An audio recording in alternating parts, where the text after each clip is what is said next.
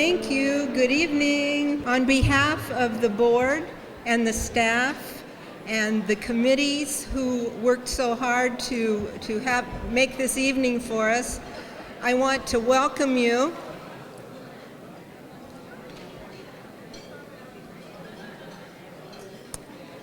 I know that there are many other places you could be, and that there are many demands on all of us at this time.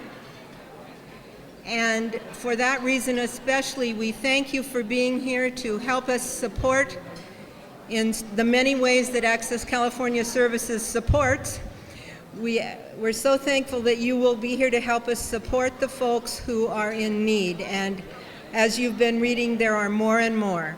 So thank you for being here. Enjoy your dinner, and after dinner we'll have some fun and things. Bye-bye.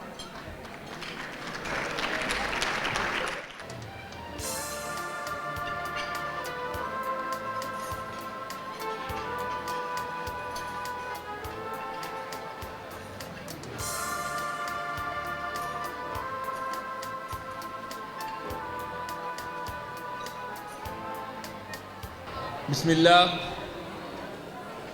والحمد لله والصلاة والسلام على رسول الله. In the name of the Almighty, the most merciful, we begin in His name, sending the peace and the blessings to all the messengers that He has sent. I begin by greeting my brothers and sisters in Islam, and my brothers and sisters who may not be of the Muslim faith, my brothers and sisters in humanity, saying Assalamu alaikum wa rahmatullahi wa barakatuhu. May the peace and blessings of God be upon all of you. Assalamu alaikum wa rahmatullahi wa barakatuh. Come on people, we can do better. Assalamu alaikum wa rahmatullah. Thank you very much, and thank you for being here this evening. And let me very quickly please have a moment of silence, a real moment of silence.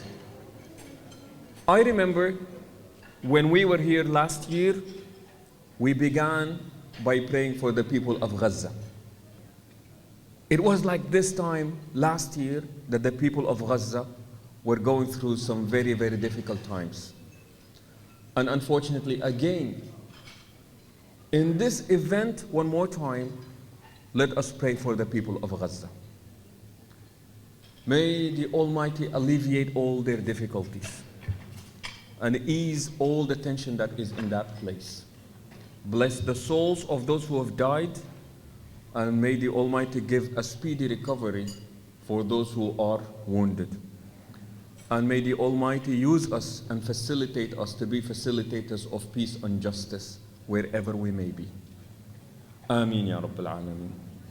Welcome to Access. We have a very exciting and a beautiful night here, inshallah. Got lots and lots of beautiful guests. And let me just begin very quickly by telling you what the mission of Access is. Please keep this in mind, that the goodest of goods are shared goods. The best of goods are goods that we share with other people. No good is good if it's only good for me. No good is good if it's only good for you. The best of goods are shared goods. What good is our health if people around us are not healthy? It further enhances our health that people around us be healthy. What good is our freedom if people around us are oppressed? What good is it that anything that we have but people around us do not have it? So the goodest of goods are shared goods. And this is really where Access comes in. That those who are fortunate are the ones who have that good, and we are facilitators to, by extension, extending the good that we have to those who are around us. And this is what Access has been doing. And as you know, it is a social service agency, one of its kind in our area, and very, very proud to be part of it. And also, as we begin this night, please help me and join me in giving a big hand for the beautiful servers who have been serving us here tonight.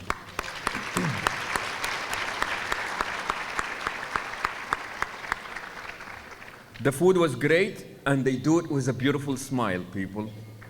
And we're very grateful for what they are doing for us here this evening. We're also very grateful for the people who have put this event together tonight. A lot of planning took place, a lot of meetings took place, a lot of coordination took place. So for all the unsung heroes who do not get to come to the podium, but they were really the ones that put this event together, please also join me in saying a very thank you. And also we have our loyal sponsors who have helped in putting this night together. Namely, I'll just mention them quickly, and we are very grateful for all of them. Our platinum sponsors, and these are sponsors who paid 10,000 or more for this event, and that would be Occidental Petroleum, ICOI, and Aziz Malay, Crown Prince. He's joking, but that's what he likes to be called. He likes to be called the Crown Prince. So these were our platinum sponsors. Our gold sponsors, these are people who paid $5,000. That would be Dr. and Mrs. Musa Nasser, Islamic Relief, Co-America Bank, Global Linguist Solutions, Wells Fargo, Pathaway Medical Group. And then we have our silver sponsors, $2,500. That would be Mr. and Mrs. Nidal Barakat, CARE, Council on American Islamic Relations, California Alliance Telecom, Coloptima, Mr. and Mrs. Jose Shalabi, AccessCal Builders, Inc., the California Teachers Association, Community Action Partnership of Orange County, and Southern California Edison. For all of our sponsors, please do help.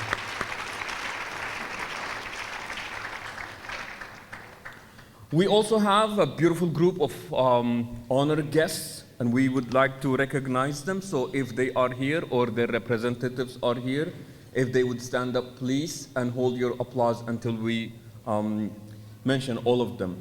And that would be Congresswoman Loretta Sanchez, Assemblyman Van Tran, Orange County Supervisor Chris Norby, 5th District Supervisor Pat Bates, Anaheim City Council Member Bob Hernandez, Superior Court Judge James Caro, Anaheim City Councilwoman Lori Galloway,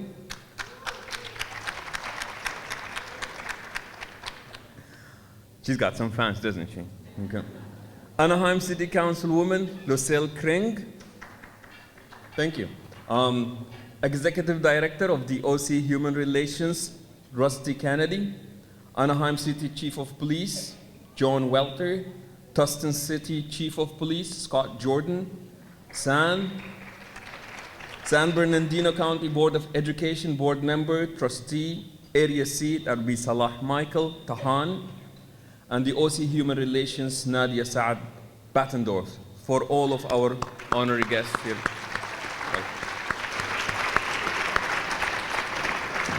I'm sorry, and we do have a guest of honor that I did not mention, Assembly Member Jose Celario. So, glad to have him here.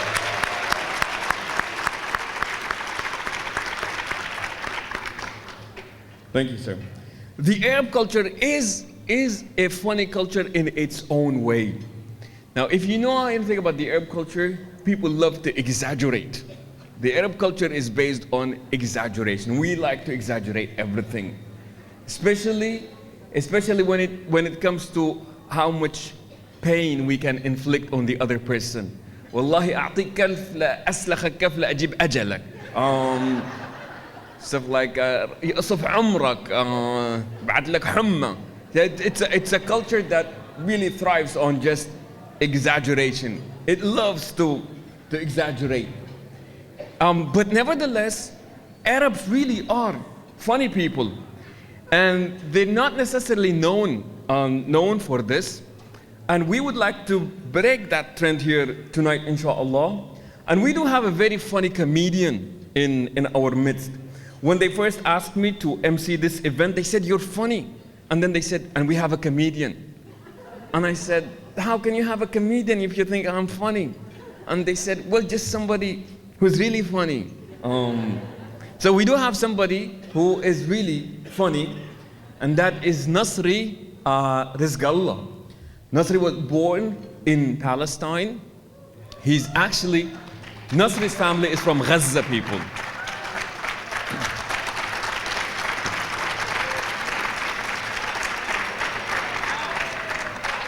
Yes. And as I was talking to him earlier, and I said, Nasri, you are from Gaza. What's going on? He said, you know what? He said, people from Gaza can really have fun. And us, or me being from Gaza, does not mean that I am insensitive or cold or desensitized to the pain of the people of Gaza. But he said that as we are having fun, we're not having it as a way of neglecting or being cold about their pain. He recognizes that he is from Gaza, very proud of that. And he is really funny, and he is big, people. He's got an interesting seminar called Say It Funny Seminar. That's a great addition to any convention, conference, or corporate events. He has over 3,000 performances. He's been on many places. He has performed at the Pepsi Arena in Denver, Colorado, the Pizza Hut Center in Frisco, Texas, Notre Dame Concert Hall, the Sports Dome in Rockford, Illinois, and many stadiums. He's been on Comedy Central, ABC Family, NBC Nightly News, and he's been on Fox News too, people. But forgive him for that one, but it's okay. We forgive you, Nasri, for that. He's toured with the Temptations and the Righteous Brothers, and he is known to have an act that appeals to all ages. He is demanded around different college campuses and universities. He has performed at UCLA, USC, William Mary, and Drew University.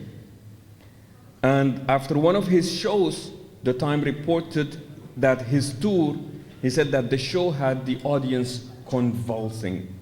He is married with a wife of 13 years, and he's got 3 young children. And he resides in Southern California, and he said that his oldest son is actually funny. Please, ladies and gentlemen, put your hands together for Nasri Rizgallah. Thank you. Thank you so much. God bless you. You know, it's nice what Access California is doing. I went to visit their office, and they help people. You know, if an Arabic man walks in there, they'll give him, you know, they'll give you food, they'll give you, they'll translate papers for you, they'll do immigration for you, whatever you need. And they'll even find your wife too. So I wish I knew about them. I had to print my own green card, so. But I am, you know, I'm happy to be here because you know what? I live in Corona. I don't have to fly. Because every time I fly, I miss my connection flights. Because I can't run through the airport anymore. If you look like me, don't run through the airport. Arabs, please don't run through the airport. People is going to tackle you in the name of freedom. I'm serious, I can't travel. You know, like when people take a vacation, they check the Weather Channel. We check Homeland Security colors. Honey, it's orange, kids. It's too warm for us to take a vacation this year. But, you know, my name is Nazareth. Yes, I was born in the Gaza. I grew up in Kuwait. And been here 25 years ago. And it's funny because in Kuwait, you know, there's 2 things. You can't drink alcohol, which was great in Kuwait. So people to get drunk, they drank perfume. You should see the happy hour at Macy's over there. And then over there as well, it's like we never ate ham. We don't like ham. It was haram. It was kosher. It wasn't kosher. Even though we're a Christian family, we didn't do it. Except when we became teenagers and we became rebellious. We just like, oh, we're gonna do this. You sure your mom is gone? Okay, we're gonna do Canadian bacon, okay? You get the skillet, you get the vegetable oil, you 2 go light a cigarette so mom can't smell the bacon on our clothes. But I moved here and it was funny. The first thing I saw in this country is a small zoo in Cleveland. I paid $20 to see an elephant, a camel, a bull, and a donkey. In our country, that's a car dealership. I'm serious. In some places in Gaza, that's all they have, a donkey with a cart. And people with money, they have a DVD player on the back of the donkey. But it's funny, in this country, the cars are losing. Where's our assembly people? How are you? Chrysler, Ford, and GM, they're losing money. You know why? Have you seen their dealerships? They have an inflatable monsters on them. They're scaring the people away. What's the association? I mean, when I was little, I didn't look at the closet when it's dark and I'm going, 0% financing for 5 years. But I grew up in Kuwait. I moved to the United States and I went to get my citizenship. Any illegal immigrants here? Turn the cameras off. It's funny, you walk through the immigration and they give you a small American flag made in China. But I love this country because you have choice in this country. Everywhere you go, you have your choice. I went to buy some groceries. They said, you want paper or plastic? Choice. Went to get some coffee. They said, regular or decaf? Choice. Got out of the airport, this guy with a gun. He said, give me your wallet or I'll shoot you. Choice. You want to be Republican or leave Orange County? Choice. Not anymore. We're all Democrats now, aren't we? I know. But it's funny, I love this country. I was at the PCRF, at the Palestinian Child Fund, and you notice I lost weight since. I've been on the Fannie Mae diet. I lost my equity, my 401k, and my portfolio is back to size 2. Because, I don't care where you're from. You come to the US, you're going to get fat. Why? Because we have the best junk food in the world. We have food here that if people from other countries ate it, they'll be dead by now. But we don't because we have drug companies backing us up. Go for it. We got a pill for that. Maybe we should join them together, the drug companies and the fast food companies. We'll have products like Lipitor fries, Zantac chalupa, insulin fried apple pie. But you know what? It's funny because we are overweight. You come to this country, you're going to be overweight. The only people that don't get it is the magazines. It's embarrassing. I can't take my son to the grocery store because every magazine has a woman that looks like a stick on the cover, dressed like my insurance policy, hardly covers anything. Why?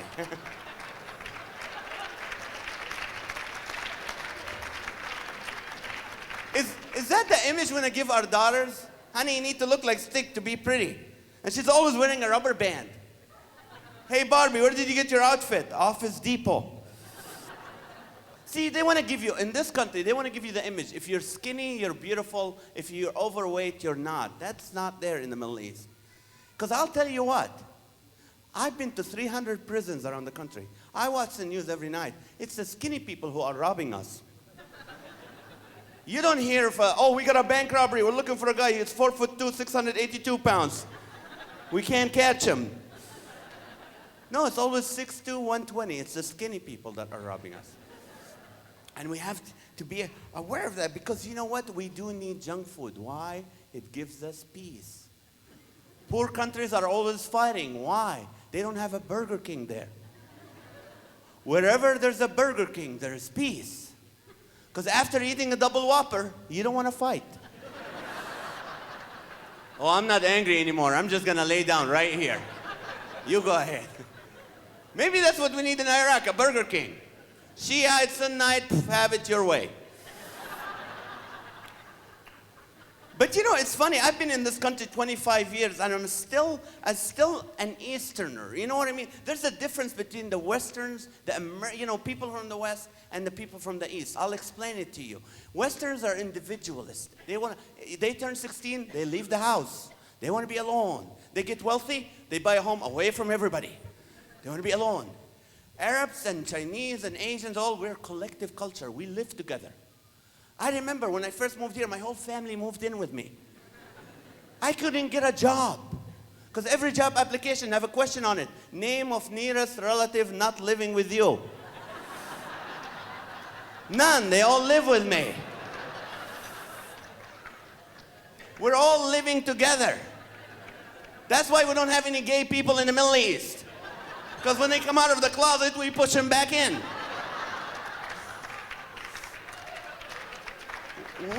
We love people. We're collective. Westerns, when they go on vacation, they go to secluded islands and secluded places. We visit relatives. I have relatives visit me every year since I moved here. We got tired. Me and my wife, like, we're tired of him. Every summer, they're here. I called Homeland Security. I'm not saying anything, officer, but you never know. I keep hitting this tree. This is one that the IDF missed, so it's still around. So, okay, no political jokes tonight. I have ADD. It's self-prescribed, people. People say, think outside of the box. I can't find the box. But there's a difference between the cultures. You know, our culture smokes a lot. You know, the Eastern culture, we smoke a lot. You know the Surgeon General that puts the labels, warning labels on cigarettes? The Surgeon General in the Middle East, he died from secondhand smoking. We're all, you know, everybody smokes, and we're very loud. That's why it's funny how they have something outside. It's called silent auction. I was driving, I heard you people outside there. There's nothing silent. We're loud people. We are banned from 200 libraries around the country. Me and my family. I mean, sometimes we'll be driving and talking, the whole family. You have those lowrider people with those lowrider cars. They come next to us and say, hey, can you keep it down? We can't hear the music. I love those people. They teach me humility, those lowriders. They spend all the money on their car and the sound system, and then they don't want to be seen. That's humility right there. And some people are scared to tell them to turn down the music. Don't worry about it. They don't have a gun. They sold it to buy the sound system. But, you know, and we love to eat. You know, Eastern, we love to eat. My mom lives with me. You know, I come home sometimes, there's people in the house. Who's that? Yeah, they say they're Jehovah's Witnesses and Mormons. I just fed them something. Don't let them inside the house. But I moved here 25 years ago in about 1995. My father was dying. And we went to the intensive care unit in Hoag Hospital.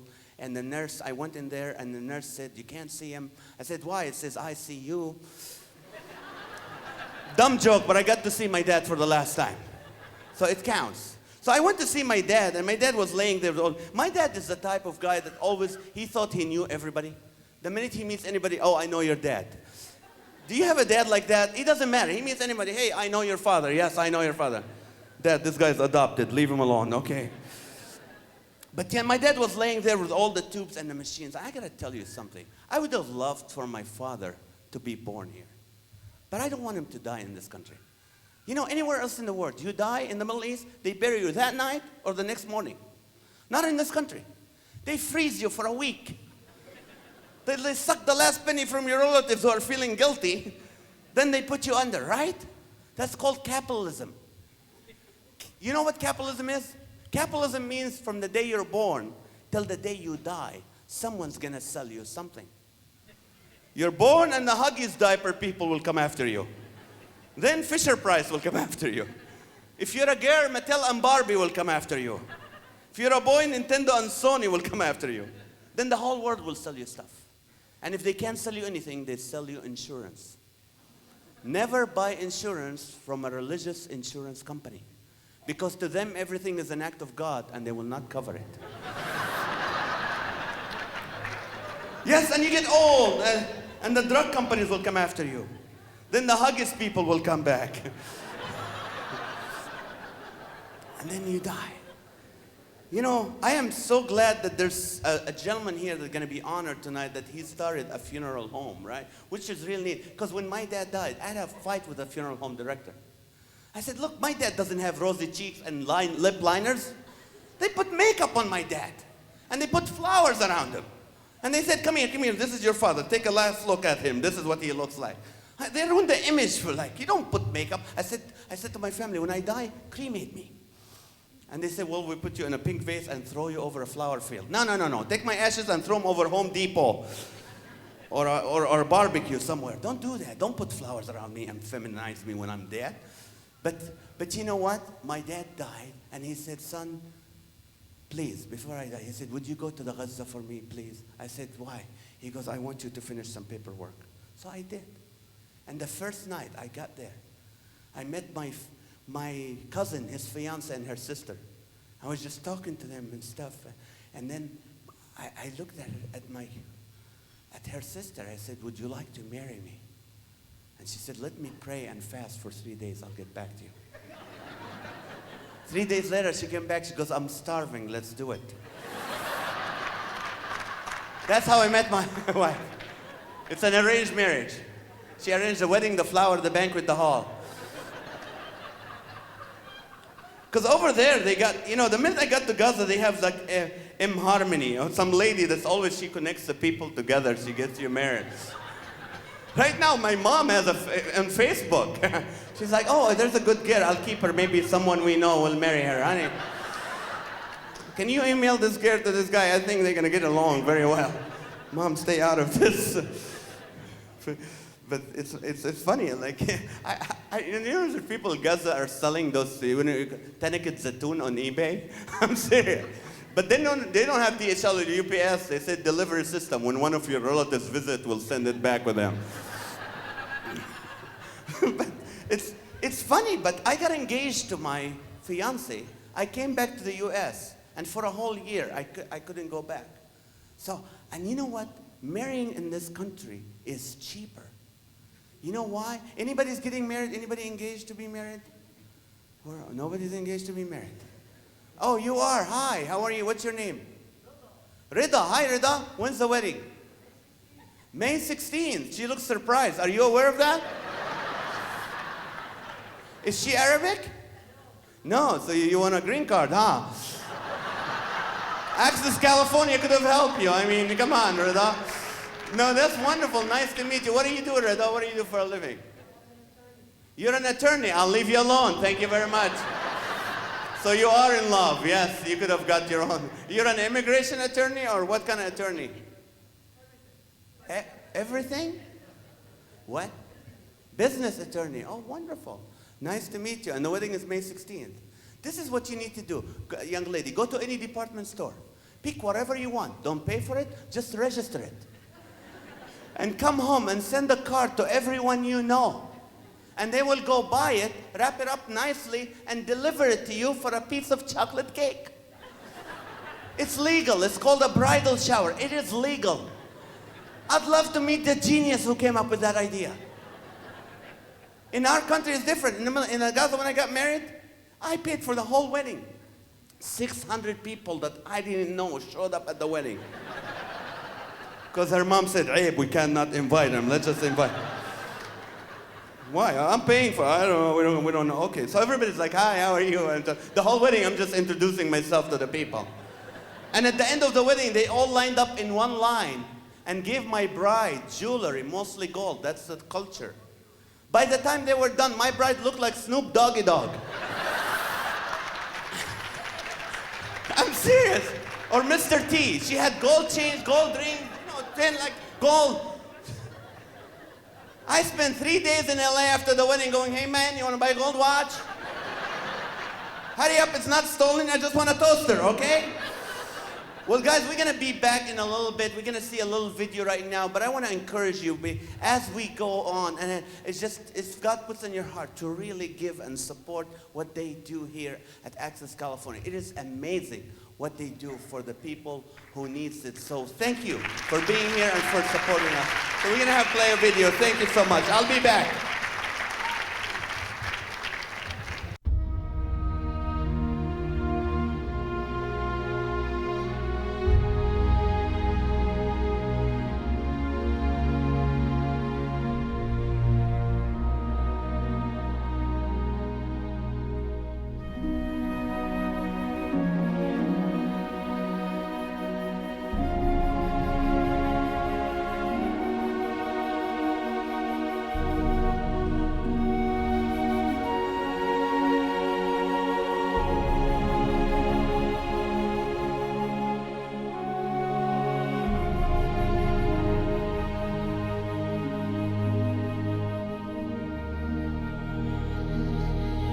واللي رجعني للحياة هي هالجمعية هيني.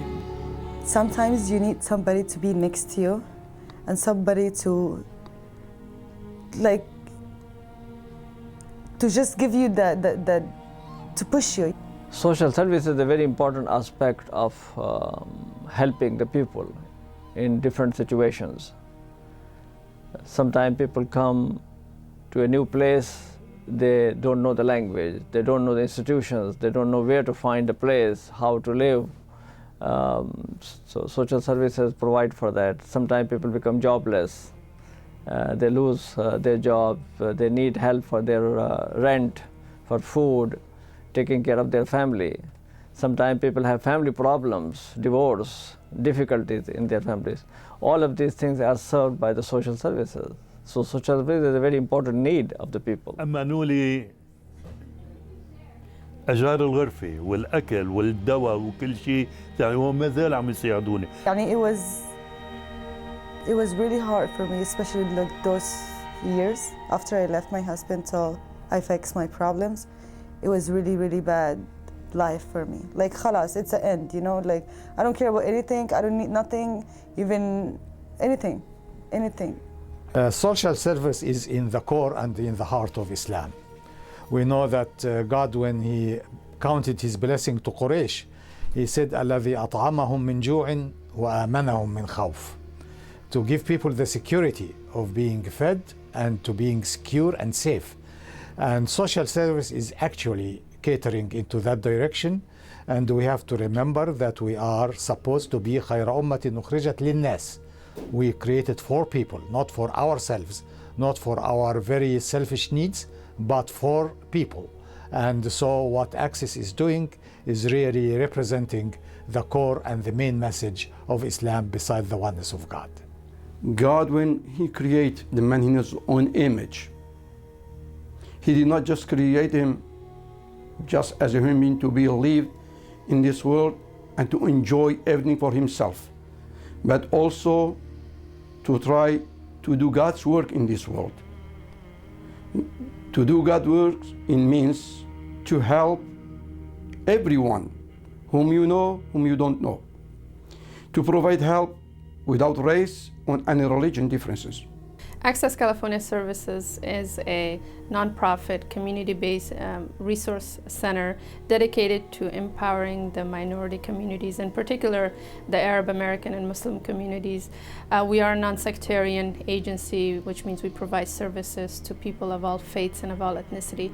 Our mission is really to empower the community through direct services, referrals, and also enrollment into different government and community programs.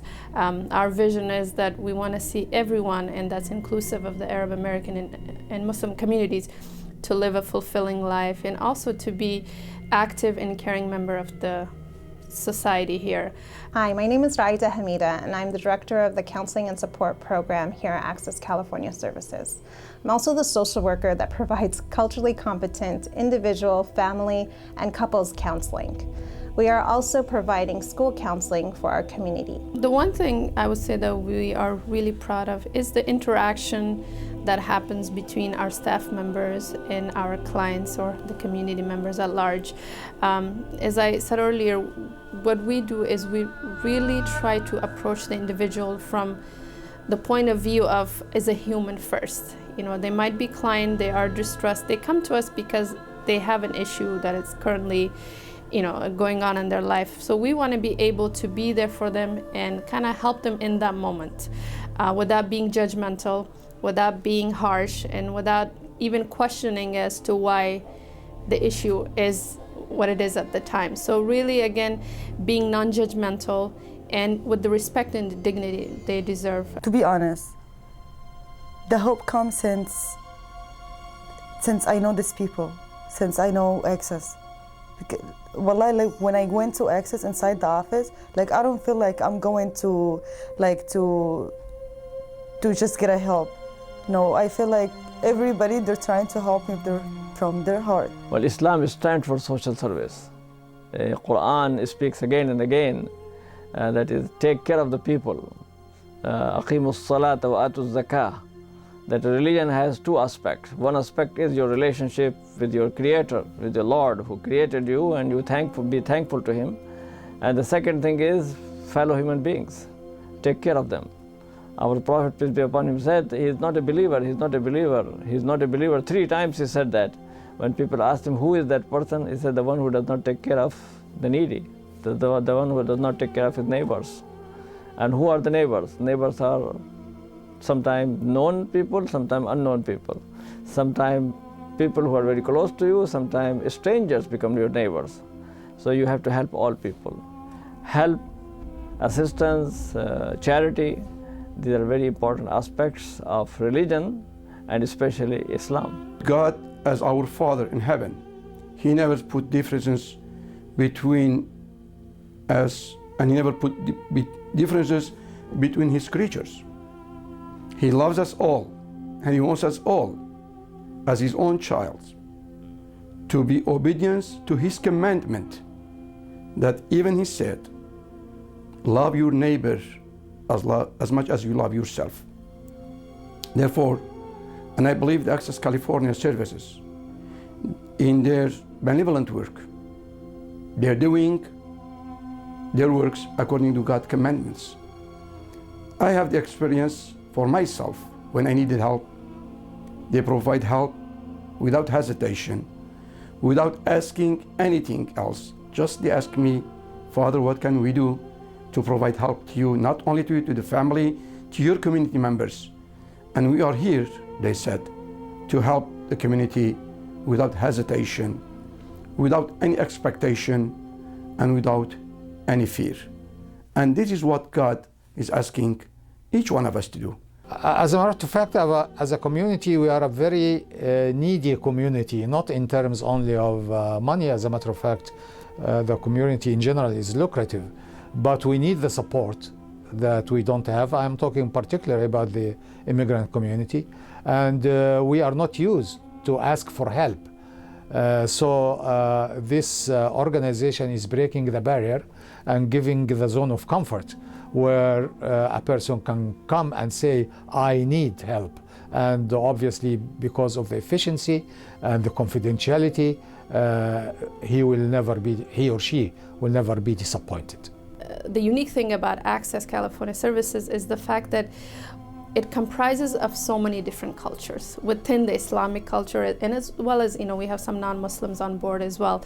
But really bringing people from every corner of the world. We right now have 13 different languages within our office, and with that comes about 10 to 13 different communities and cultures. So the unique things about us is really we're able to cater people from different ethnicities and different cultures. For the past 11 years, we've been providing services to our community with dignity. Today, I'm asking you all to engage with us, to reach our vision, where we can build our first community center, where the families, our elderly, our youth, our children, to come and be proud of their heritage.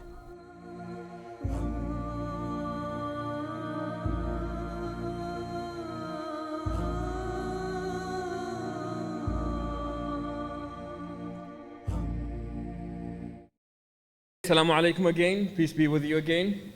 Would all the people who work at Access please stand up? People who work at Access, please stand up.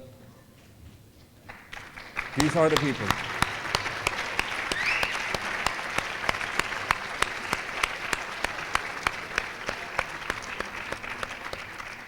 Thank you very much. And like it was presented there in the video, some of the work that you see at Access is unbelievable. There are so many stories about the people who come to Access. I myself being a volunteer in the counseling department with Tori and with Raida. Sometimes people just come and they say, we just want to cry. They just want to come to the office, they want to cry, and then they want to go out. Something that was mentioned in the video, that people love the confidentiality, the safe zone that's being created for them. They come, they do their crying, and then they leave. Sometimes people come in there, and all they need is a driver's license. They don't know how about going to get their driver's license. Sometimes people, their green card is about to expire. They neither have the language, nor the money, nor the ability to fill out an application. They are very simple things, but subhanAllah, they can make a whole difference in somebody's life. And we're just so happy that we have an organization like this at at Access. Even though Access is not a one-man show, but it really did start that way. And the person who started that was Sister Nahla Kayali. And there are people in this world, when you compare what they have accomplished, what they have done with very little means, and they've accomplished so much, you appear and you look at yourself and you are so little compared to what they have done. And Nahla Kayali is a person that makes me feel this way every time I meet with her. We are talking about somebody who comes in very early to the office, and sometimes Nahla would be leaving at 12 a.m. from the office. Because she's been here, she's been coordinating for this, she's been coordinating for that, calling this, trying to raise money for that. We have this project, there is this family that we need to be helping. So we are so blessed, and I wallahi sincerely mean this, to have somebody like Nahla Kayali in our community. Please welcome Nahla Kayali.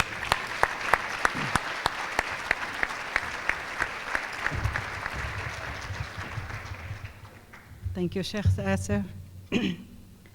God, he's going to make me cry before I finish my speech. My speech today is about Access California today. As you all know, we're still the only family resource center serving the Arab American and the Muslim community in the state of California. Most of the work we do, either we collaborate or we do it here in the office in-house. We receive clients from mosques, churches, social service agencies, the state of California, and other service providers. Last year, in 2008, in our case management, we served more than 3,500 people in different services, with almost 8,000 units of services. In our 8 departments, we served in 13 languages. We are a mini United Nations. In the Health Access Program, we do outreach, education, enrollment, retention, name it, we advocate in the state of California, and we were successful to have our application printed in Arabic. We helped more than 1,000 individuals in this program. In the education services, you cannot believe when I walk in the morning and I see our people coming to learn English, I feel good because I did not have that chance to go and learn English in school. I got my English only from my children's books. And you know, I did not have a degree. With the youth activities, we engage in the humanitarian days, Los Angeles, Orange County, the National Arab American Service Day, the National Service Day. Just 2 weeks ago, we were engaged with our President Obama on the Service Day, and we visited our elderly, the daycare for our elderly. In the employment services, we served more than 170. We have retention of 35%. 60 people were employed last year by Access California Services. Those are entry-level jobs. Thank you, Kathy. With our financial assistance, we saw more than 450 clients. We helped in money, rental assistance, deposit for housing, utilities, doctor visits, medication, transportation, car payments, car repairs, gas, DMVs, vocational training fees, and immigration fees.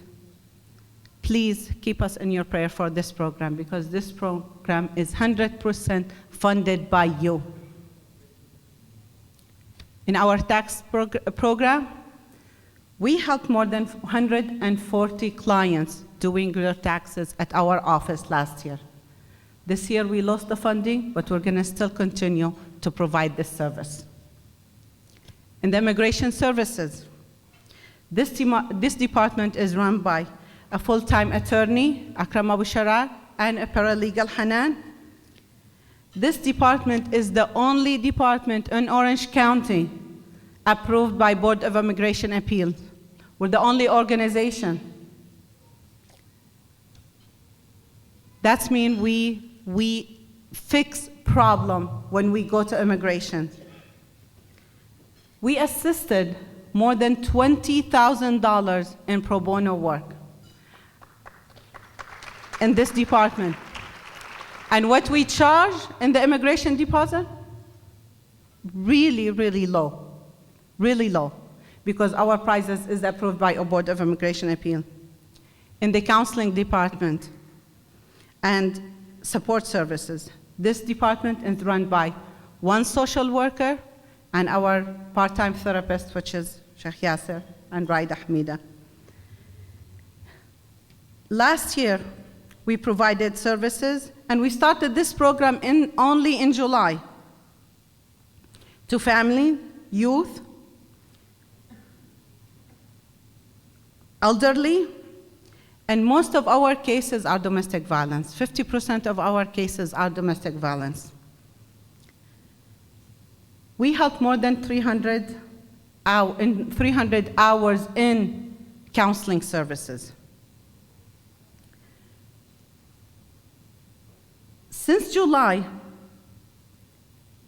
the full-time social worker, she is working tirelessly to help the community in any questions. She is always there to help the community, and we're gonna be providing services to schools soon. All this work been done and very successful with the support, first by God, second by the teamwork that we have at Access California Services. That work, most of our employees, they work beyond, they go beyond what they can be able to do to the community. And they stay way beyond 5 o'clock to serve the community. We have in the office right now 9 case workers working on cases daily from 9 to 5. Yes, we receive grants, but we have to come up with almost 30% of our budget from the community. We have to have a matching fund. Every January, we invite you to come and support us. So mark your calendar for next year. Last Saturday of January, we'll be meeting again and ask you to support us. Because without your support, really we cannot continue.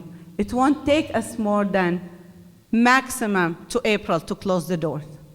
So we have to see you every year to help us. Without your help, really we cannot continue the work. I'm gonna end my speech because we have a wonderful speaker today. And I'm gonna end it by thanking our keynote speaker who came all the way, traveled around the country to come and be with us, to deliver a message to you. Judge Charlene Elder. We're so proud of her that she said yes to me when I asked her. She took even a day from her job. She's serving the community there. She served the public, and she took Friday off to be with us today. And she left 4 children there. At the end, I would like to thank each and every one of you, the workers who are working here at the Hilton Hotel to accommodate us after our issues, our sponsors, our supporters, financially and in kind, our board members. They've been really behind me and supporting the agency with anything we ask them for. Our staff, our volunteers, the Community Benefit Dinner Committee. And last, I would like to thank my mentors and my friends, Judy Mader and Maria Khani. They've been really supporting me on a daily basis. I can call them anytime, and really without the support, it's not an easy job, what we're doing. You know, sometimes I am down and I really need the support. I call Judy, and if she doesn't answer, I call Maria. I would like to thank every member in my family, my children. And last, I would like to thank my father, Allah yarhamu, my mother, who raised me to be who I am today. I'm so proud of you. Thank you very much.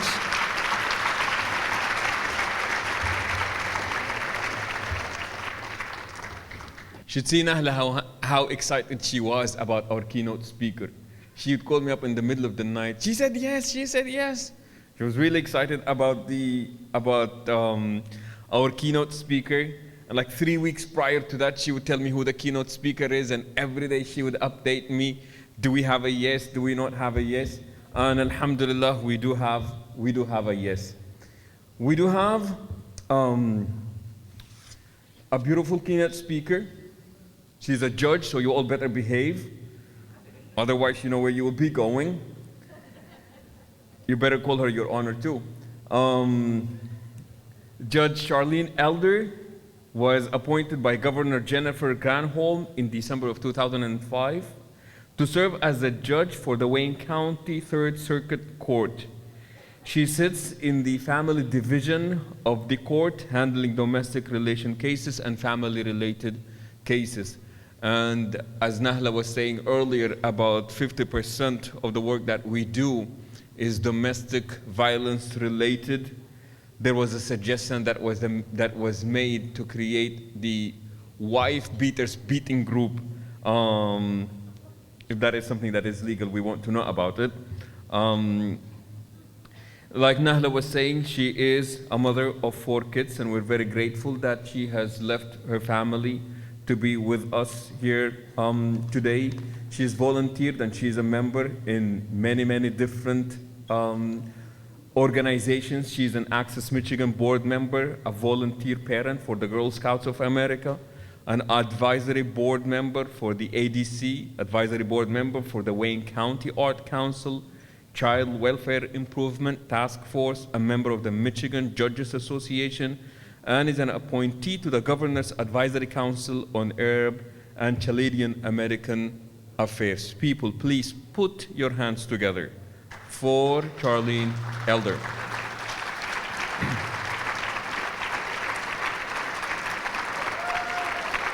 And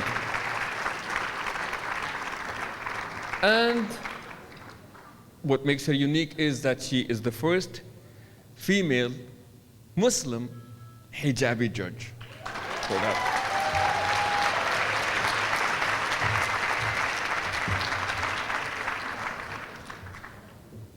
Assalamu alaikum.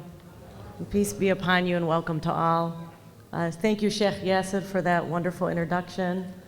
Thank you, Nahla, for inviting me here this evening. You live in a beautiful state. When I was flying over the mountains, amazing. I mean, I'm looking at where we live. I don't know why my parents landed in Michigan. Flat, cold. You really live in a beautiful state, alhamdulillah. I'd love to come back and spend more time in the future. And I really want to thank everybody who's been very hospitable to me since I got here. I've had a lot of offers to take me around, to show me around California. I truly appreciate it. I know I'm here on limited time, so thank God my friend Amal from Michigan was here. We ended up going shopping at Fashion Island, very beautiful. I'd like to thank Sayyid Mustafa Kazwini for inviting me to lunch yesterday. I really enjoyed visiting your mosque, and you know, he's near and dear to me when he comes to Michigan. I really enjoy listening to his lectures. I know he's waiting to hear mine. It's not nearly as good as what he gives us. But I would especially like to thank Nahla Kayali, for encouraging me to come here. I kind of gave her a hard time in the beginning, but she's very persistent, and I think her persistence pays off. I think that's a very admirable quality, and I'm sure that that's why Access California has seen such a success, because of Nahla's persistence. And since I'm on the subject of Nahla, I think she's such a unique individual. I really think that her story is one of inspiration. I know you're excited to hear from me, but when I read her story on the internet, I was truly touched how a woman on her own could put together this organization and develop it into what it is today. It truly is an amazing organization. And she took me to visit the Access office yesterday, and it was amazing to me because I've grown up around Access all of my life in an underprivileged neighborhood, and I had an opportunity to see our Access develop firsthand, and now I sit on that board. And I can tell you that she's far more progressed than we were when we started out. So I think we should give a big round of applause to Nahla.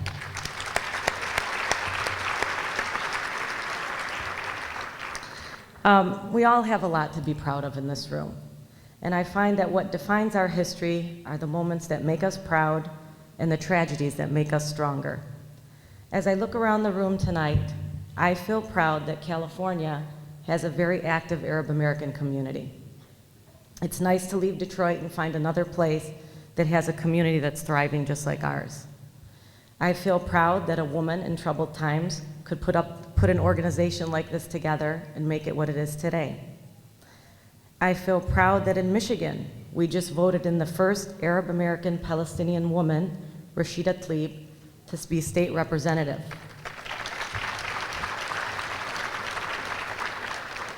I feel proud that we as Americans just voted in the first African American president who is addressing the Muslim world and recognizes the need to deal with the Palestinian conflict. And when I think about our president, I feel even more proud when I watched his inauguration speech and the Chief Justice swore him in and said, "Please repeat after me, I, Barack Obama," and his response was, "I, Barack Hussein Obama." Times are really changing for us. And these are historic times that our children and our children's children will read about someday. And like most of you here tonight, I am of Arabic descent. My parents immigrated to America from Lebanon several years ago. My husband is a Palestinian American, and together we have 4 children. My parents came to America hoping to make better lives for themselves and for their children. While their education was minimal, they made sure that we got educated. They made sure to instill in both myself and my siblings that we have roots that we always have to be proud of and a heritage that we must never forget about.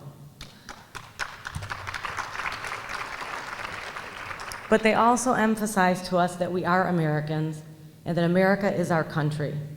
They insisted that we have to get involved. We have to get organized to make the world a better place. And you must insist on the same for yourselves and for your children. To those of you that are from this community, you need to realize that the American dream is for you. It's for everybody that makes up the fabric of this country. It's for everyone that wants to make a difference in the world, and I'm living proof of it. About 3 years ago, the governor of Michigan appointed me to judge of the circuit court. I was placed on the family division of the court, and I hear mostly domestic relations, including divorce, PPOs, name changes, on a daily basis. While my qualifications put me on equal ground with other applicants, I really felt that it was because I was of Arabic descent and a Muslim that set me apart and got me that appointment. My appointment and my re-election filled a missing gap on our bench and a missing gap that we have throughout America. It's amazing how confused people are about our heritage and how often they confuse ethnicity with religion. That is why it's incumbent upon us to get involved and let the world know who we are. Nobody's going to tell our story for us. We have to get involved and tell it for ourselves. I believe that the court where I serve is among the most diverse and amazing courts in all the land. On our bench, we have Hispanic judges, Irish judges, African American judges, a judge who's the son of a rabbi, an Arab American Christian judge, and we have me. We serve over 40 cities, countywide, with over 60 judges, and we're one big family. It's a true microcosm of how the whole world should really be. Now, I wasn't always covered. I decided to put my hijab on about 3.5 months ago. And, thank you. And I guess I can say the most amazing thing to me was the reaction of my colleagues and the courthouse staff. I live in a city in Wayne County where the Muslim population and the concentration of Muslims is so large that you would think that the community that these judges were serving would be something that they could identify with and understand. But several of them, when I first put it on, including the judges, asked me, "Is it holiday, Judge? Are you taking that off next week?" No idea whatsoever what the hijab meant. And a lot of them were afraid to ask me. In fact, they waited. I had a few that waited over a month, month and a half before they'd actually step up and ask me, "Did you decide to cover for real? Is that staying?" It was almost like a silent taboo that everybody was afraid to talk about. I remember I was leaving Florida in December, and one woman said to me, "Hey, Judge, I think it's really nice that you decided to wear the traditional dress of your homeland." I said, "Well, I'm American. I was born in America." It's just interesting, people's reactions. And these responses confirmed for me on such a personal level just how little people understand about my culture, about my religion, and about the entire Arab world. They really have no idea. You talk about Gaza, they don't know where it is. They don't really understand what's going on there. And that's why it's your job to get out in the world and work and let them know what's going on. You'll be surprised how many Jewish Americans I work with that really don't understand what's truly going on. They realize there's a conflict. They realize that that was their homeland.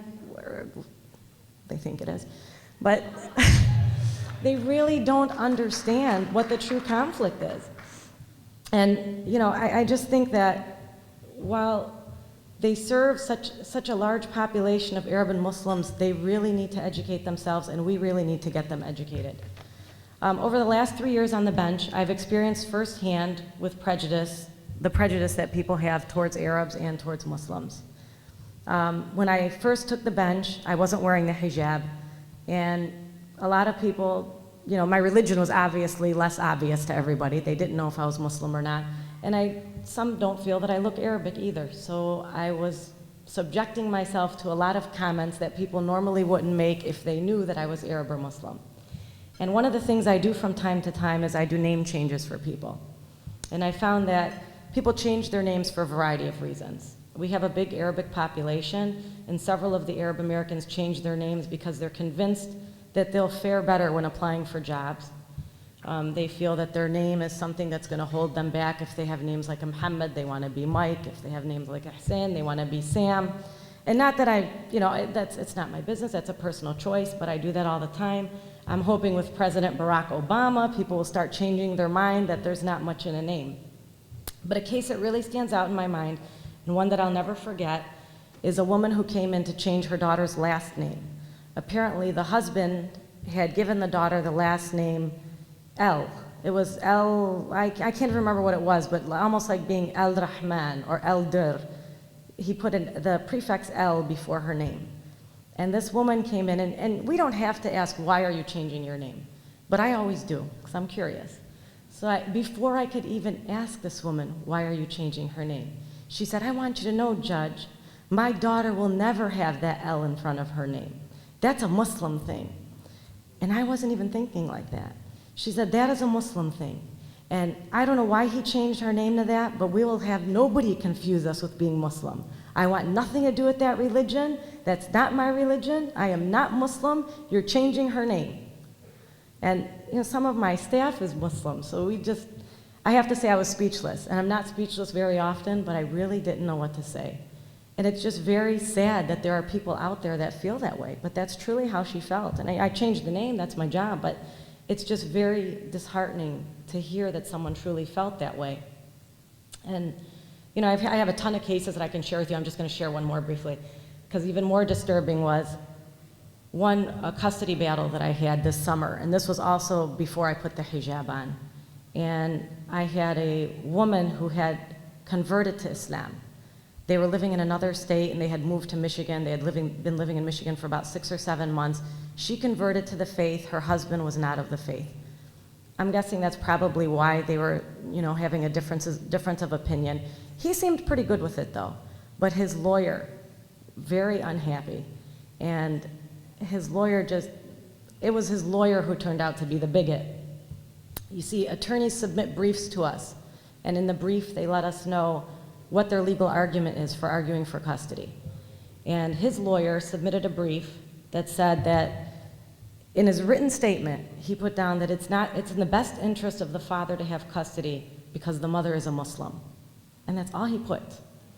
And my staff reads my briefs before they come to me, and my law clerk was briefing it up for me, and she said, "You're not gonna like this one, Judge," and she gave me the notes, and very disappointing, but it gets worse. He comes for trial, and they're standing before me. The woman's unrepresented, she can't afford counsel. This attorney's for the man. He stands before me, he's making all of his arguments, saying all kinds of things, and he says, "And just look at her, Judge. Just look at her. Does she look fit to have the kids to you?" I was just shocked. This is a lawyer, a professional, and he's standing there telling me, "Just look at her, Judge." And it was because of her hijab. He was insinuating that because of her hijab, she was an unfit mother. Well, I can't tell you how excited I was when he came in last month and I was wearing the hijab. He reached for his glasses. He was shocked. He told somebody in my staff, "Your judge hates me," which I would never be like that, but I was just hoping that without saying anything, he would learn that it's not good. It's one thing to be a bigot, it's another thing to wear it on your sleeve. And it's just very disappointing. And I share these stories with you because it's so important for you to understand that the only way we can change these perceptions is if we change them ourselves. Every ethnic group suffers from stereotypes, and it's our job to change the image, and it starts at home. We have to be committed to being the best. Regardless of what we're doing with our lives, we can't settle for anything but the highest standards. We must expect more from our children, so they'll expect more from themselves. And we need to do this by getting organized and by support for others, whether they're from your community or not. In my opinion, that's exactly what groups like Access do. I cannot emphasize enough how important it is to have a community service organization such as Access California. I sit on the board of Access in Michigan, and in Michigan, Access provides services out of 7 different locations with 90 different programs. Over the years, we've established ourselves as one of the most prominent voices in the community. Our events attract well-respected upper-level public officials and corporations, much like yours did here today. Access has gained the respect of so many, and it continues to grow. I tell you this to emphasize the importance of Access California. This organization puts you on the map. It shows your ability as an Arab American community to take responsibility for your own while extending a hand to others outside of your community. Access will become, and it already is, a driving force in your community. It gains recognition and respect from surrounding communities, and in turn, you as Arab Americans are recognized and respected. Groups like Access create opportunities for those in need and generate great opportunities for networking. Establishing a successful civic organization also establishes you in the political arena, and you become the go-to people. And it really did that for me, because when I was seeking a governmental appointment, I had to reach out to groups like Access and groups like the ADC and all the different groups within our own community, because if you can't rally up the support in your own community, you can't get anything. I had to get the support of the mosques, and then I had to reach outside the community. I had to get support from the non-Arab community. And the reason why the non-Arab community is willing to support, because they know that these organizations such as Access are reputable and they're not afraid to support. So it's really important that you have a unified voice, or else you'll never be heard. Numbers speak volumes to public officials, and as you grow in numbers, you become productive and you become viewed as a voting bloc that politicians want to please. You live in America. You need to participate in the process in order to obtain results. Groups like Access are vital in getting our people involved in order to become productive members of society. The same way Nahla was able to build this organization from the ground up, you can help her make it bigger and better by participating. I spent a lot of time with her yesterday, and she took me to the Access office, and I was so impressed when I saw it. And she shared something with me which really touched me. She was telling me that she hoped Access would continue for years to come, with or without her. She doesn't feel that Access is Nahla's organization. She feels that it's your organization. And she wants you really to step up. And I really commend her for that, because there aren't many leaders of organizations that truly feel that way, but she feels that from the bottom of her heart. So you need to step up, not just with your money, but with your time. That's what really gets the organization going, is the time. Of course, your money helps, but your time is what she really needs. It's written in the Holy Quran that God will never change the condition of a people until they change it for themselves. So let's step up and start changing our own condition. Thank you for inviting me here this evening, and you too can help write our history. All you have to do is get involved. Thank you.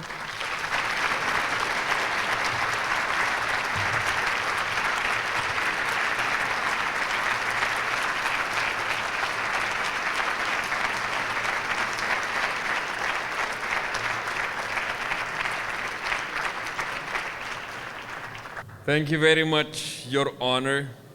That was really nice. Just very quickly, something that the judge said, and that is when people come and jump to conclusions about you, just simply on the basis of your looks or your names or anything like that. I'd like to share this story with you very quickly. I remember one time I was not feeling very well, and I went to the school's doctor, and the doctor at the school suggested that I get a blood test. So I went to the nurse, and the minute I came to the nurse's office, I said I'd like to get a blood test, and she looked at me and she said, "But we don't do HIV or AIDS testing here." I haven't said anything. I didn't tell her why I was there. She just immediately assumed that I must have been there for that. What did she see in me? She saw what? A young black man, good looking, and yeah. But that is so sad when people jump to these types of conclusions about us, and like the judge said, we have to get involved to tell our story. People, please look in your tables. There is a pledge form there. And what we want you to do is please look into that pledge form and please show your love for Access, for the people that we are helping. And remember, no amount is ever too small. Whatever you can give, be it in the form of your time that you can volunteer, be it in skills that you have that you can share with us, and also be it for your money that will help us in our operations. Also, people like Nahla, we have other community members that we like to honor for the work that they have done. And subhanAllah, it's interesting that Nasri was mentioning this earlier as he was speaking about his own personal experience of his father passing away. And we need our friends to get involved in different, times in our lives, different events that take place. Some will be there for the wedding reception, some will be there for the baby shower or the bridal shower. And we also need that helping hand at the time when we lose a loved one. And we have a community member. He's not only knowing for this, but this is a thing that he has made very easy for the Muslim community. That is the Muslim Mortuary and Cemetery Committee, the MMC, that was created back in November of 1990. But this is also a person that is involved in community affairs. His family is very well known for this, the establishment of the different Islamic centers, the establishment of places where communities can get their halal food and their halal meat. And we're talking about as far back as April of 1972. We're very proud of this person being in our midst here today. And this is something that is so beautiful about being part of Access, is that it's not only about recognizing the good that is done by Access, but also the good that is done by other people in our community. And this year's award, Philanthropy Award from Access California, goes to our beloved dear brother Ismail Dadaboy.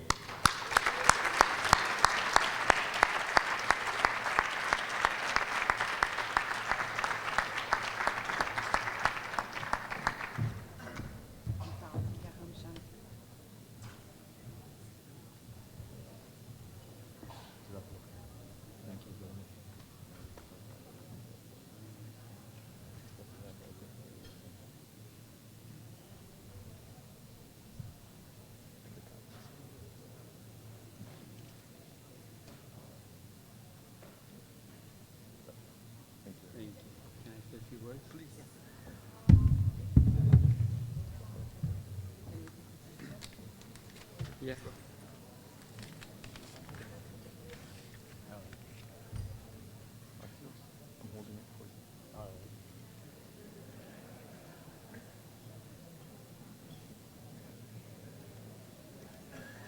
Thank you. Thank you very much. Thank you. بسم الله الرحمن الرحيم الحمد لله رب العالمين والعاقبة للمتقين الصلاة والسلام على رسوله الكريم صلى الله عليه وسلم.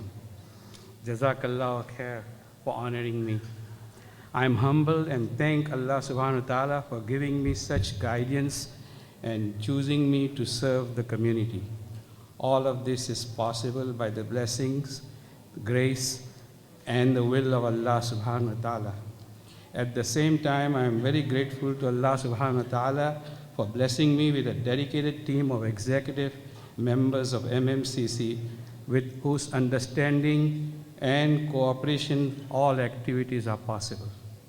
I'm also very thankful to my family and friends for their continuous support, particularly my wife, whose steadfastness at all times gives me the energy to carry out my humble duties as a Muslim. Thank you, Sister Nahla Kalyali and Access California for this recognition. I ask you all to please pray for our success in all our future projects, inshallah. Assalamu alaikum.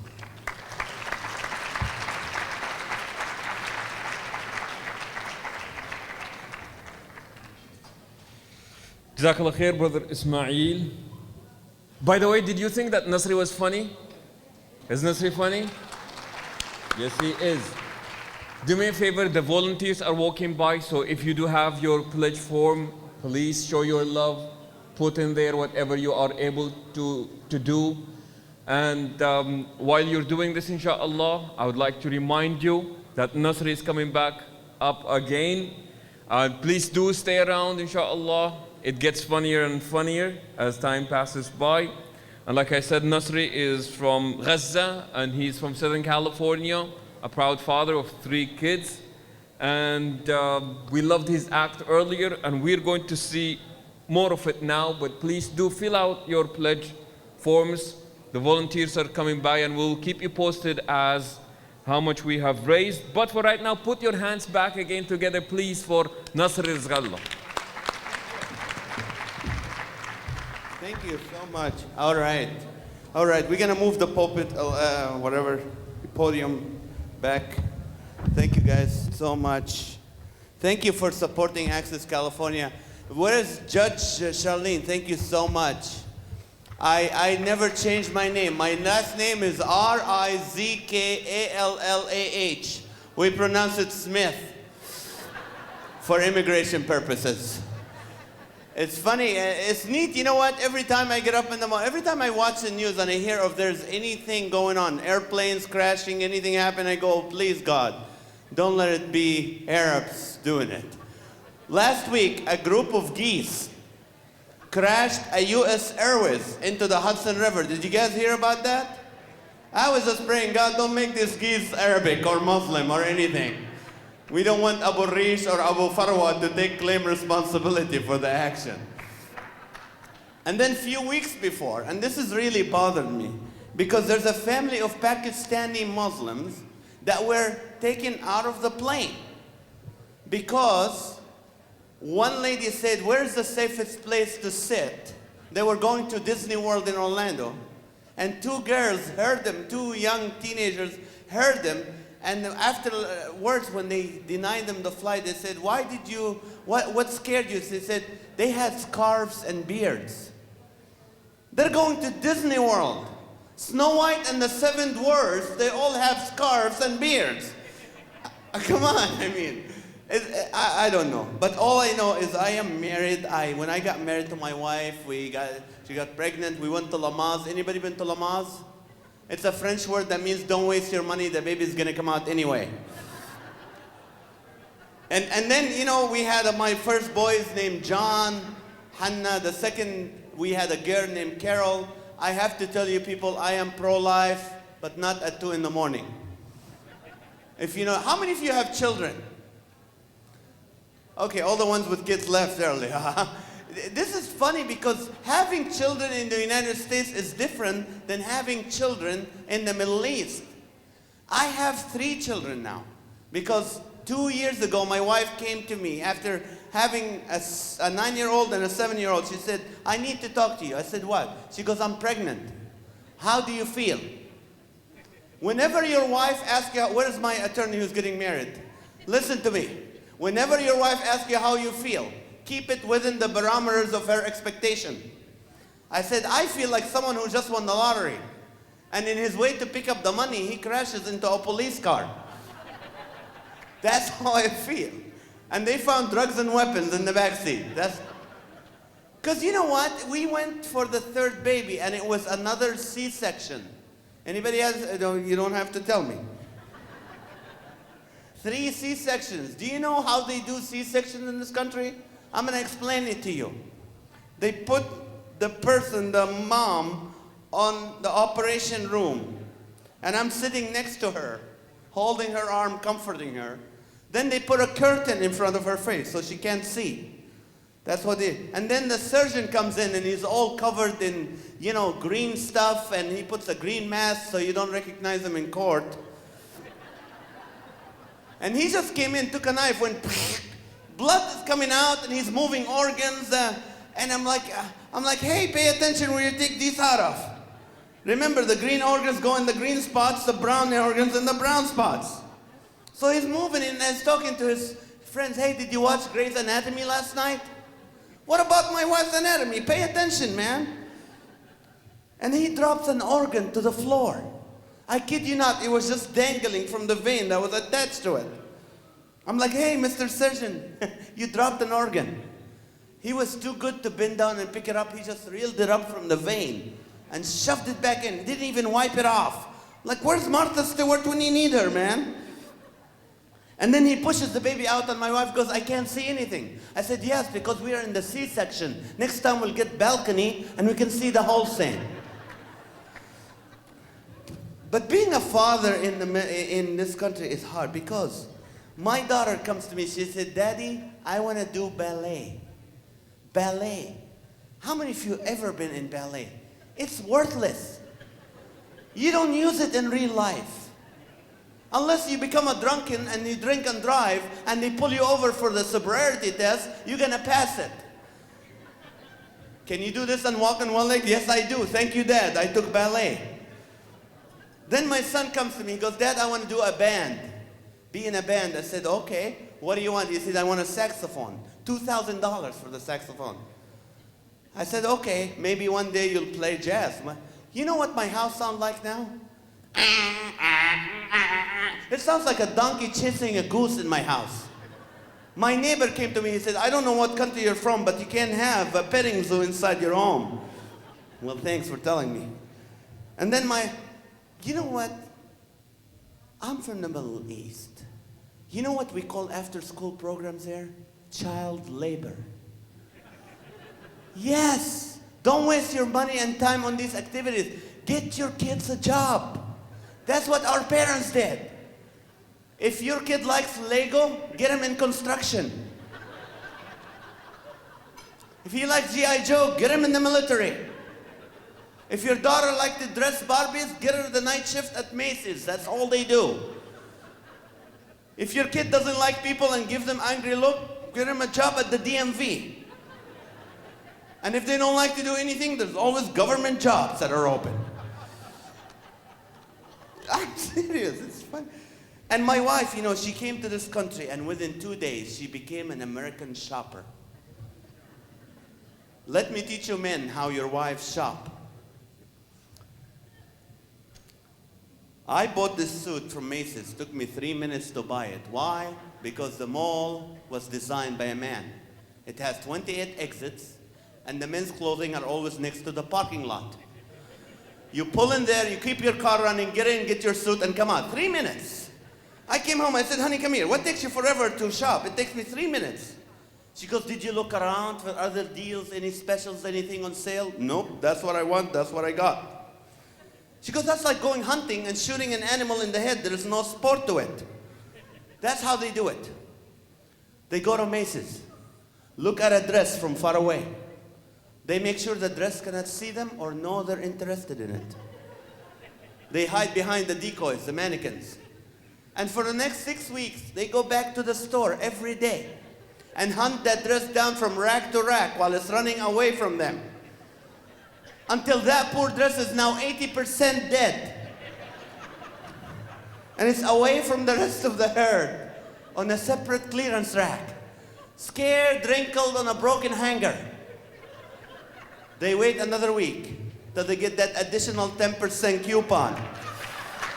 And boom, look, I paid $5 for that $900 dress. Still moving, you should have waited. Yes. We don't have Arabs who hunt, do we? Arabs don't hunt animals. We don't do that, do we? Anybody hunts? Don't. I ask some people, they go, I hunt for ducks. I go, what? You dress like bread and wait at the park? But being here, you know, I try to learn English better. I want to be a better speaker. I want to be articulate. I find myself sometimes saying this thingy and whatchamacallit. I said, I want to be a better English speaker. So my friend said, watch Discovery Channel. They have big words like serene and magnificent. But now it doesn't work. I still go, look at that serene thingy. Or that magnificent whatchamacallit. And then we decided, you know, me and my wife, when we have children, sometimes we can't tell them what we're going to do, so we have to spell it. Do you do that, parents? But our English is a second language, so we spell it wrong. Sometimes we get in argument.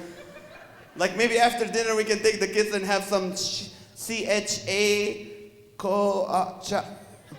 charcoal? You're going to give the kids charcoal? What kind of P-A-R-O-T are you? I'm not a parrot, I'm a parent, young man. You don't know how to spell. And then I gotta say this is not a joke, but maybe someone can help me. Me and my wife had to write a will. This is not something we do in the Middle East. You die, they don't care. There's always enough family to take care of your kids. But my attorney said, you need to write a will. So we sat and like, we need to write a will, honey. I said, if I die, you take everything. She goes, like what? You don't have anything. I said, the credit card bills and the mortgage, you can have all that. But if anything happens to you, and I hope this will never happen, I will take care of it. But what if we both go? Who's going to take care of our kids? So we thought of all the relatives, and we didn't like any one of them to take care of them. You know, we like him, but no, not to take care of our kids. So we're thinking of people. I said, maybe your sister can take care of him. But she's the best of the worst, you know what I mean? So my wife calls her crying. If anything happens to us, can you take care of the 3 kids? And she goes, I don't like your kids. Hang up, honey. Tell her we're not going to die, okay? We're not going to die. We're going to live forever. Then I called the friend, and then my whole family got mad. Why? What about us? I'm like, I don't want you to raise my kids. Look what you did to me, okay? And so finally I called a friend, and he goes, let me pray about it. I said, what's there to pray? For me and my wife to die? So we don't have a will yet. So now me and my wife, we don't drive in the same car, we don't eat in the same restaurant. We just stay away from one another because that's gonna... But it's hard, man. It's hard raising your kids, sometimes in the public school system. It's hard. Did you know, they're teaching evolution to our kids. Did you know that? Evolution. I went to the school teacher. I said, why? Why don't you teach them about intelligent design as well?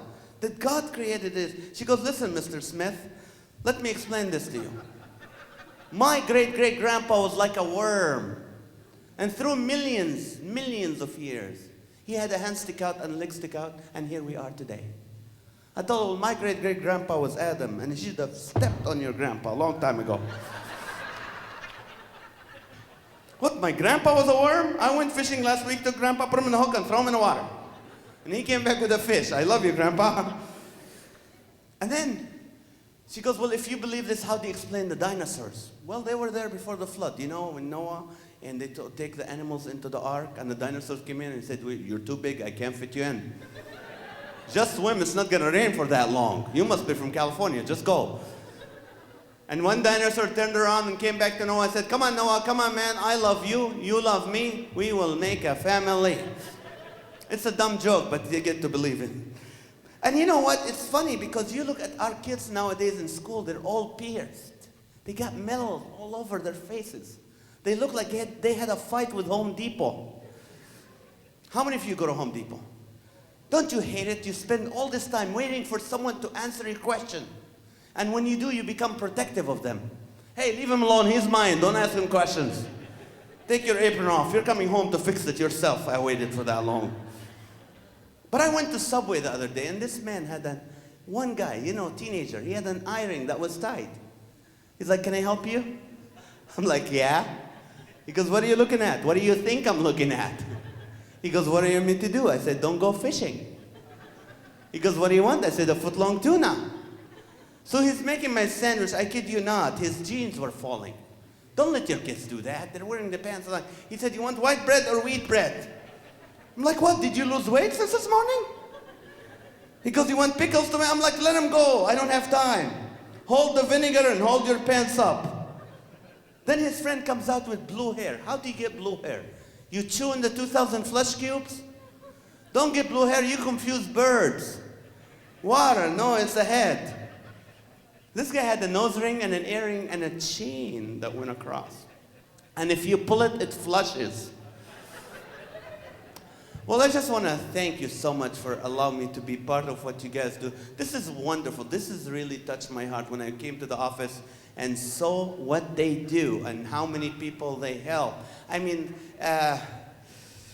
Ms. Nahla showed me all the folders. They have folders on people. They have more folders on Arabic people than the Homeland Security have.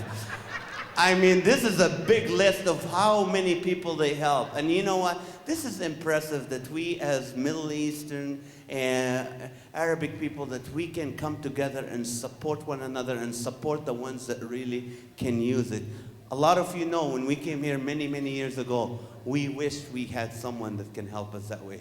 So thank you for supporting this. Thank you for even supporting comedy for Middle Eastern comics. There's a group of Middle Eastern comics that now, you know, trying to do what our judge said, that we need to let people know, and that's how we do it. Thank you so much for allowing me to be a part of you. God bless you. Good night. Where is Yasser? He went home. And thank you all, Jazakumullah khair, for being here tonight. And inshallah, we look forward for your future support. Please remember, you can always stop by Access. You can always come and volunteer. Come and wave to us, and we will be happy and very delighted to see you there. And you can still donate. The pledge forms are here. So please, again, do show your love.